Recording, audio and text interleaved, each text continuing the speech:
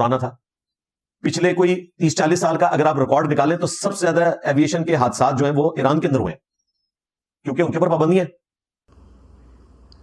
جی تو آپ نے اس کی ویڈیو ملاحظہ کر لی. ایک اور جھوٹ یا بونگی اس نے ماری کہ سب سے زیادہ 30-40 سال کے اندر ایئر کریش یا پھر ایویشن کرافٹس کے جو ایئر کریشز ہوئے ہیں, ایکسیڈنٹس ہوئے ہیں, اس میں نمبر 1 کے اوپر ایران آتا ہے. یہ بھی بہت بڑا جھوٹ یا مس انفارمیشن, ڈس انفارمیشن تھی.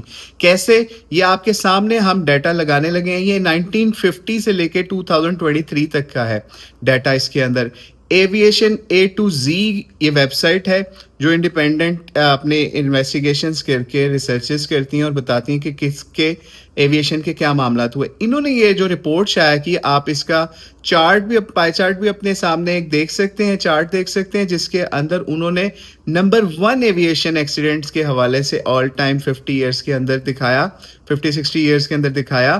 United States number 1, Russia number 2, Brazil number 3, Canada number 4, اور سمجھ لیجئے 10ویں نمبر کے اوپر انہوں نے شو کیا انڈیا کو. ٹھیک ہے, اس کے اندر کہیں پہ بھی ایران کا نام نہیں آتا. ہاں, انڈونیشیا جو مسلمان ملک ہے غالباً, اس کا نام جو ہے نا سمجھ لیجئے آتا ہے کوئی 7ویں نمبر پہ غالباً. ٹھیک ہے, تو یہ بھی اس کا ایک جھوٹ یہاں پہ بھی پکڑا گیا. اب آپ بتائیں ہم اس بندے کو کیا کہیں؟ کذاب کہیں, دجال کہیں, منی دجال کہیں, یا بلنڈر ماسٹر کہیں, یا یو ٹرن ماسٹر کہیں؟ اب آپ خود بتا دیجئے.